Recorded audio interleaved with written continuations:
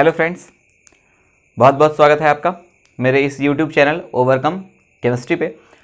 और ये class 11th का पहला टॉपिक पहले चैप्टर के साथ आज से स्टार्ट हो गया है, जैसा कि मैंने आपसे प्रॉमिस किया था और इस प्रॉमिस को मैं आज पूरा कर रहा हूँ।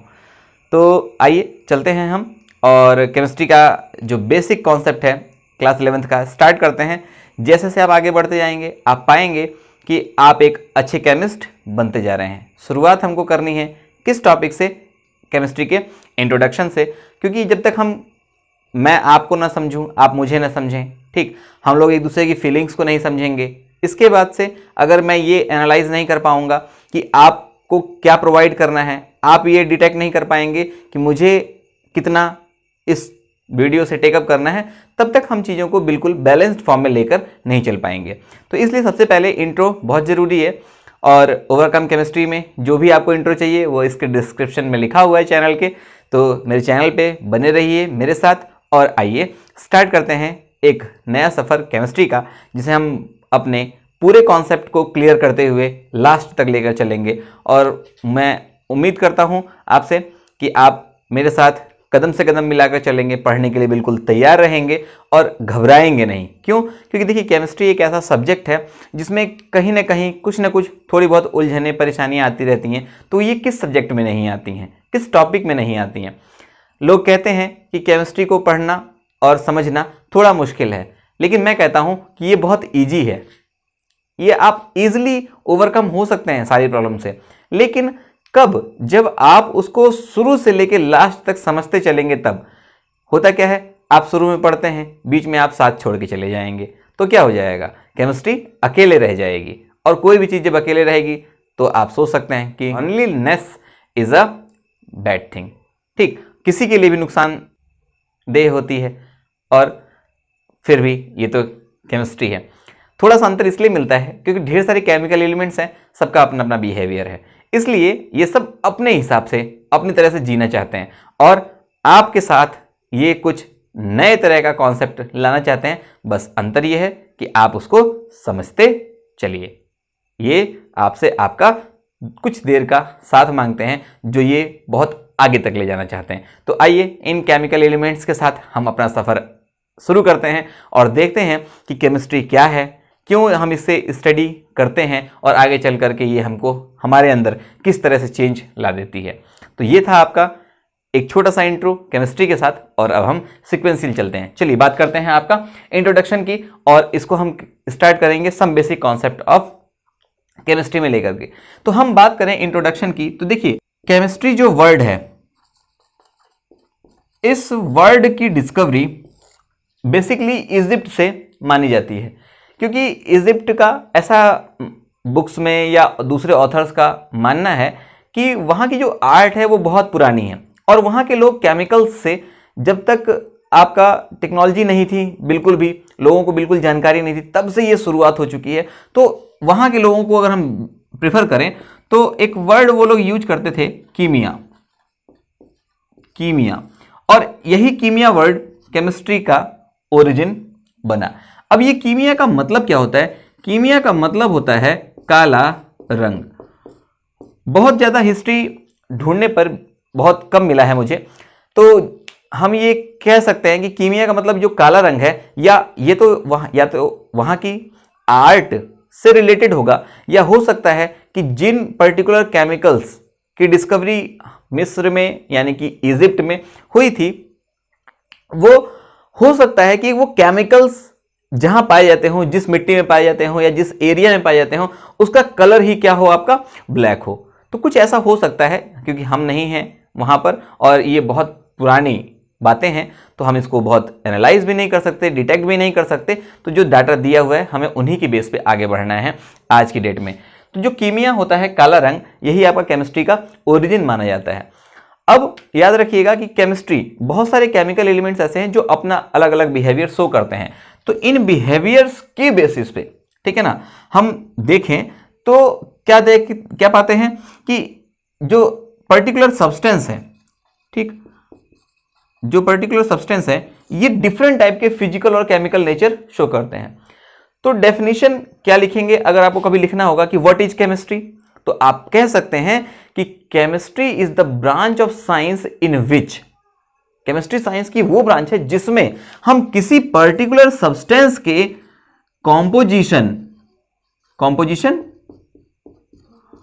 उनका स्ट्रक्चर, कंपोजिशन, स्ट्रक्चर और चेंजेस किस फॉर्म में, फिजिकल और केमिकल रिएक्शंस के फॉर्म में, changes in the form of physical and chemical reactions के फॉर्म में स्टडी करते हैं।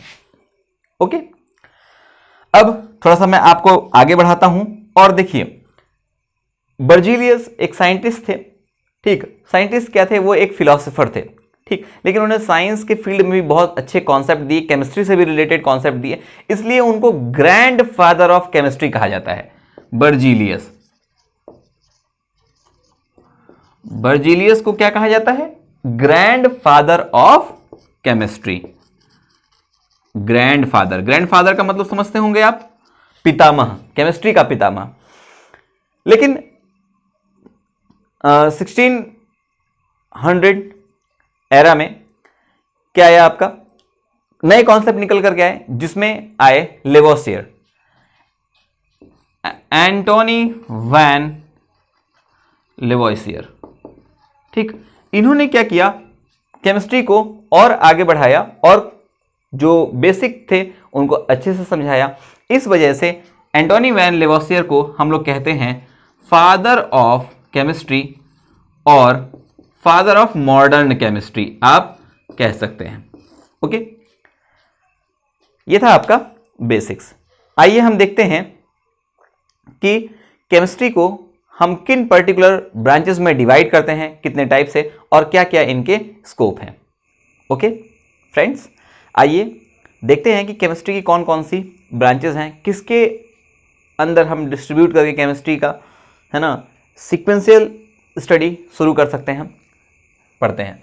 देखिए, केमिस्ट्री को वैसे तो बहुत सारी ब्रांचेस में डिवाइड किया गया है, सेपरेट स्टडी करने के लिए, प्रॉपर स्टडी करने के लिए। हम इनको वर्ड्स में बांध ही नहीं सकते हैं, शब्द कम पड़ जाएंगे आपके पास अगर आप जोड़ने लगेंगे, एक्सप्लेन करने लगेंगे तो। लेकिन कुछ इंपॉर्टेंट चीज़ें हैं जिनको हम लेकर चल सकते हैं, जिसमें पहला है आपका इनऑर्गेनिक केमिस्ट्री। केमिस्ट्री की वो ब्रांच है, जैसे कोई भी अगर केमिकल एलिमेंट आप अपनी अर्थ से या सराउंडिंग से डिग करके निकाल रहे हैं, उसको स्टडी कर रहे हैं, तो वो इनऑर्गेनिक केमिस्ट्री है।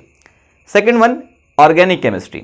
ऑर्गेनिक केमिस्ट्री क्या है, जितने केमिकल सब्सटेंस आप अपने लिविंग सराउंडिंग से ले रहे हैं, जो लिविंग बींग्स हैं उनसे मिल रहे हैं, प्लांट से मिल गया, एनिमल से मिल गया, जैसे प्रोटीन हो गया, ठीक, और आपका डिफरेंट टाइप के ऑर्गेनिक एसिड्स हैं वो मिल गए, ठीक। तो ये सब चीज़ें क्या हैं आपका ऑर्गेनिक केमिस्ट्री में। सिंपली जो लिविंग थिंग्स से आप जो केमिकल डिराइव कर रहे हैं वो ऑर्गेनिक केमिस्ट्री का हिस्सा है। उनसे रिलेटेड केमिकल रिएक्शंस, उनसे प्रोडक्ट बनना, फिर प्रोडक्ट की स्टडी करना, ये सारी चीज़ें। फिजिकल केमिस्ट्री में क्या है कि केमिकल्स पर आप जो फिजिकल इन्वायरमेंट का इफेक्ट डाल रहे हैं, टेम्परेचर का, प्रेशर का, ठीक, वॉल्यूम का, इनमें जो चेंज हो रहा है, उन सब की स्टडी हम केमिस्ट्री की जिस ब्रांच में करते हैं उसे फिजिकल केमिस्ट्री करते हैं, केमिस्ट्री कहते हैं। एनालिटिकल केमिस्ट्री क्या है, जिसमें आप क्वालिटेटिव या क्वांटिटेटिव एनालिसिस करते हैं रिएक्शंस का, उसे हम एनालिटिकल केमिस्ट्री में स्टडी करते हैं। अब ये क्वालिटेटिव क्वांटिटेटिव क्या है, ये आपको आगे आने वाले टर्म्स में क्लियर हो जाएगा। फिर आता है इंडस्ट्रियल। ढेर सारी इंडस्ट्रीज जो आज डेवलप हो रही हैं, जिनमें आपका चाहे वो आपका लेदर इंडस्ट्री हो, कॉस्मेटिक इंडस्ट्री हो, या फिर आपका आप देख सकते हैं डिफरेंट टाइप की डाइज बनती हैं, एस्बेस्टस बन रहा है जो, या सीमेंट इंडस्ट्री है, इन सब में तो जो भी आपका केमिकल प्रोसेसिंग परफॉर्म हो रही है उन सबको हम इंडस्ट्रियल केमिस्ट्री में इंक्लूड करते हैं। इसी तरह से आपका बायोकेमिस्ट्री, प्लांट्स और एनिमल्स में, यानी कि लिविंग थिंग में जो भी केमिकल रिएक्शंस परफॉर्म हो रही हैं उनकी स्टडी करना कंप्लीटली, उनके आउटपुट क्या है, उनमें इनपुट क्या है, किस तरह से चेंज लाती हैं, ये सारी चीजें हम बायोकेमिस्ट्री में स्टडी करते हैं। एग्रीकल्चरल केमिस्ट्री क्या है, तो एग्रीकल्चरल केमिस्ट्री में आप देखते हैं कि डिफरेंट टाइप के वीडिसाइड्स, इंसेक्टिसाइड, पेस्टिसाइड जो बनते हैं, ठीक है ना। आज आपके पास बहुत सारी दवाइयां अवेलेबल हैं कि बहुत सारी अगर वीड जर्मिनेट कर गई है, जंगली पौधे जर्मिनेट कर गए हैं, आप उनमें लेके आइए और वीडिसाइड्स मार दीजिए, ठीक है ना, आप उनमें छिड़काव कर दीजिए, वो सब खत्म हो जाएंगे, ठीक, ऐसे ही इंसेक्टिसाइड्स हैं जो आपका जितने भी आपका आप देखते हैं कि ग्रासहोपर्स या इस तरह के जो आपका ऑर्गेनिज्म होते हैं फसलों को बिल्कुल बर्बाद कर देते हैं, तो इनके लिए भी है। ठीक, इन सब की स्टडी हम एग्रीकल्चरल केमिस्ट्री में करेंगे। न्यूक्लियर केमिस्ट्री, न्यूक्लियर केमिस्ट्री में आज आप देख रहे हैं कि बहुत सारे न्यूक्लियर वेपन्स भी हैं और न्यूक्लियर पावर प्लांट भी हैं, कुछ यूजफुल तो कुछ बहुत ही ज़्यादा हार्मफुल भी हैं, कुछ जो हमारे देश की सुरक्षा के लिए इस्तेमाल किए जाते हैं। तो कहने का मतलब यह है कि एंड सो ऑन बहुत सारी चीज़ें हैं, हम इसको बाउंड नहीं कर सकते हैं। इतने में सिर्फ आपको मैं ये बता सकता हूँ कि केमिस्ट्री जो है वो एक ऐसी दुनिया है जिन्हें हम शब्दों में बयान नहीं कर सकते। इसे समझने के लिए आपको इसमें ये एक ऐसा सागर है जिसे समझने के लिए आपको स्टेप बाय स्टेप एक एक कदम करके आगे बढ़ना होगा और गहरे सागर में गोता लगाना ही होगा। तो दोस्तों मेरे इस चैनल में बने रहिएगा और इसके आगे टॉपिक्स में मैं आपको बताऊंगा कि केमिस्ट्री के स्कोप क्या हैं और किस तरह से आप इसको पढ़ सकते हैं, समझ सकते हैं और इसमें आप अपना एक बहुत ही सुनहरा फ्यूचर सिक्योर कर सकते हैं। Thank you so much for the day.